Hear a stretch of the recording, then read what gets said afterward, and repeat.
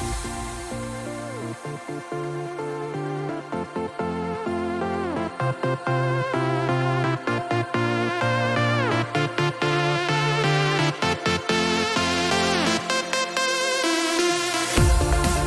hello, hello, and welcome to a special holiday episode of Clock the Tea with Dr. Long. This is your host, Mark Long, and you know I bring it to you every single time. Today, we're going to hop into some politics and end on a very, very positive note because 'tis the season to be fucking jolly. Well, this first part isn't too jolly. Let's talk about this.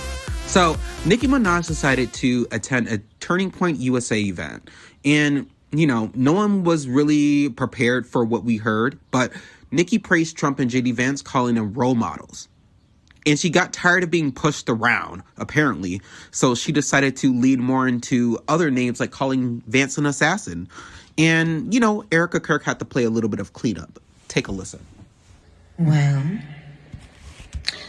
I have the utmost respect and admiration for our president.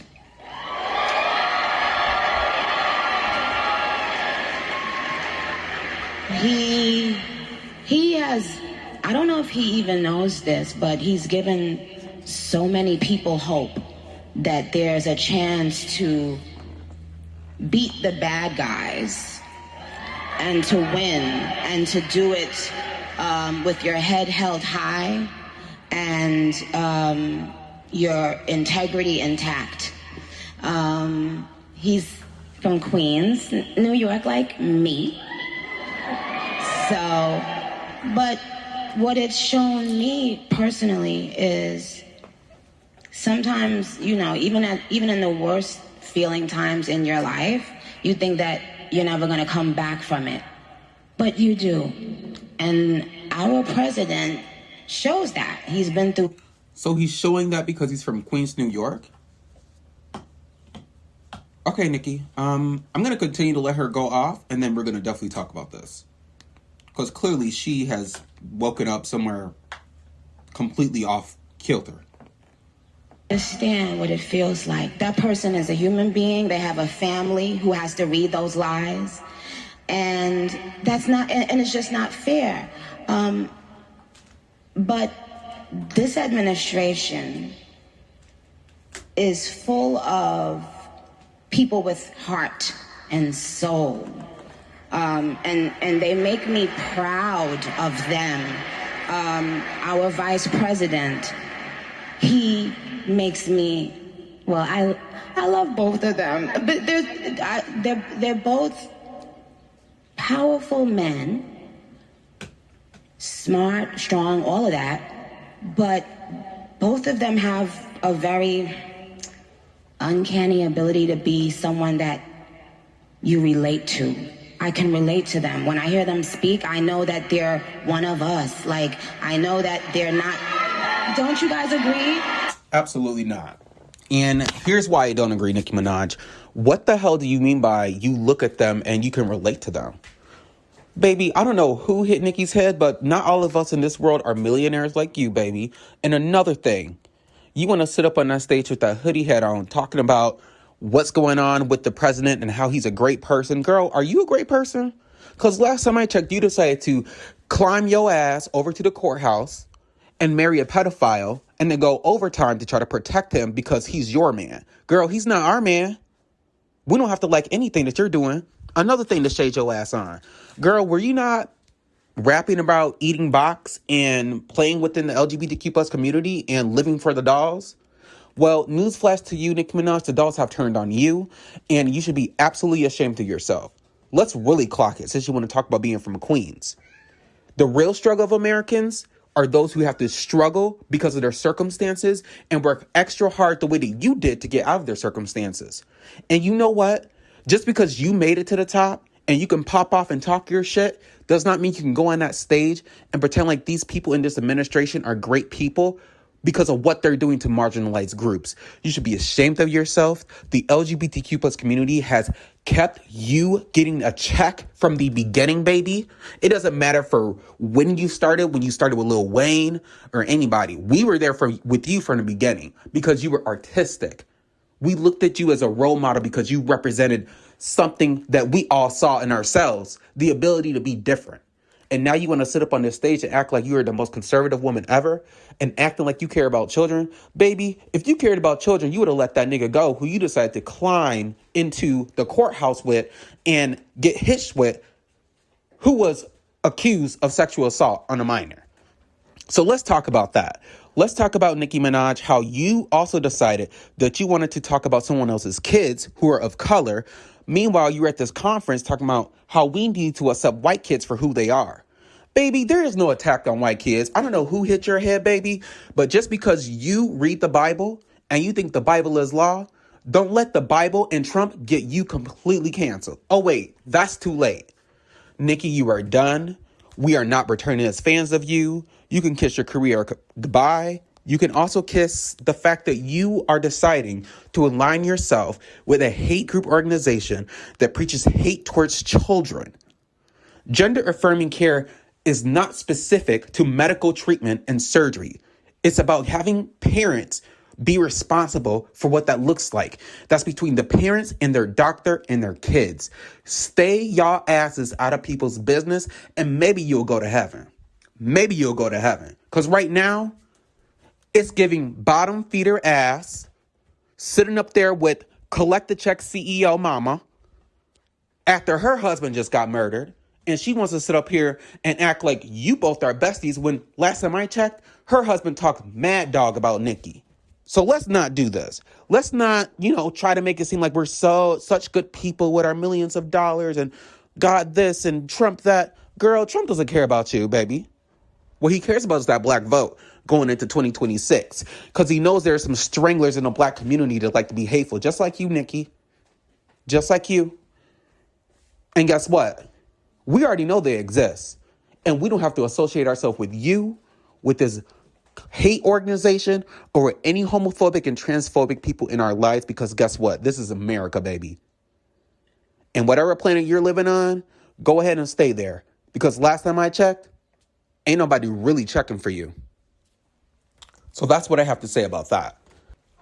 I also want to talk a little bit about how she dropped the now infamous assassin comment about Vance. Was that an insinuation? Was that to troll people? Was that it? Nicki, we know what you're doing. We know what you're doing. You know what you're doing. We know what you're doing.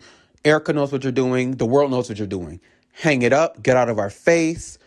Vance, you probably are part of making sure that Erica's husband got murdered. Since we want to talk conspiracy theories, all of y'all need to hang it up. Us in the middle of America, the ones that you think voted for you, don't like you.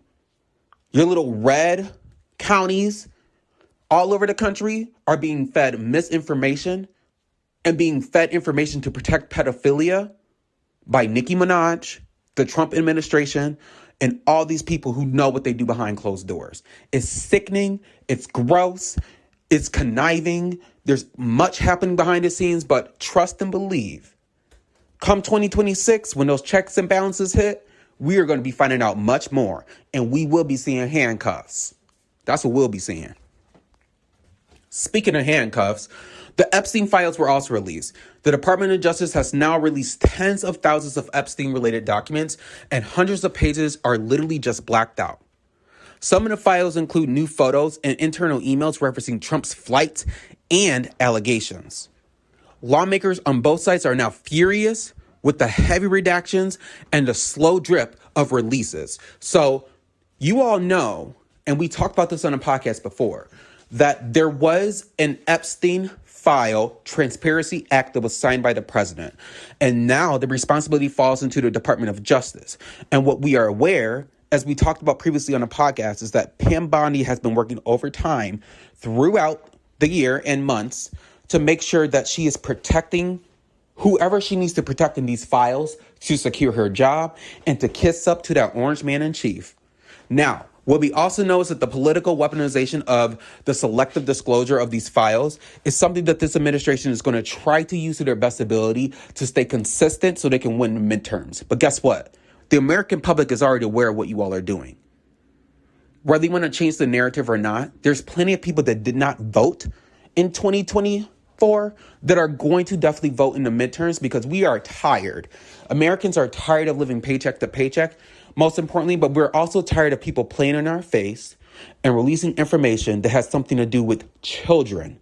Innocent children being sexually assaulted, raped, and not receiving justice does not sit well with majority of the country. Now, if you all remember, MAGA actually ran on the Epstein files and wanting there to be disclosure. That's why we have Marjorie Taylor Greene leaving the administration and several other Republicans signing on to make sure that this act was passed. So what does that mean for us? Well, for Americans, that means we have to sit tight and figure out what this is going to look like. But what this means going into 2026, there might be more turnover than expected. A record number of lawmakers are not returning in 2026. So that's more than 10% of Congress who has already announced that they're out. 54 members and counting. That includes longtimers like Pelosi and McConnell, Mitch McConnell, plus figures like Marjorie Taylor Greene that we talked about. So with the shift in politics and the shift in dynamics, we're going to see a lot of turnover and a lot of changes. That means we're going to be making room for newer politicians and new ideas. And hopefully it won't be the extremism from the cult that's on the right. Now, in regards to the Epstein files, there were several photos that were released where Bill Clinton was seen alongside Michael Jackson, Diana Ross, and a few others. Clinton's spokesperson publicly called out the Department of Justice to release every Epstein-related document referencing him. He was arguing that the selective releases create insinuations against people who have been repeatedly cleared. So Clinton is trying to get ahead of this narrative with these photos, but also that speaks volumes to the innocence. The irony of the former president demanding transparency from the Department of Justice run by Trump. How does this fuel the broader conversation? I think it does because we don't see Trump anywhere. Everything with Trump is redacted. Everything that is referencing Trump is left to a minimum. I think right now his name is only mentioned 1,000 times compared to the 30,000+ times of what they have in the redacted files. So in the new year, we'll be staying on this because, in my opinion, Pam Bondi is going to jail. Kash Patel is going to jail. And everyone around Donald Trump is going to jail. I don't know if Donald Trump will be going to jail or J.D. Vance because they can try to find their loopholes and their cult is still live and active and making sure they're doing their thing. But Pam Bondi, girl, this is not that serious. Either you resign, baby, or you will face the consequences. I'm telling you right now, you will not have a job. I hope that political tea really got to y'all because I had a lot to talk about.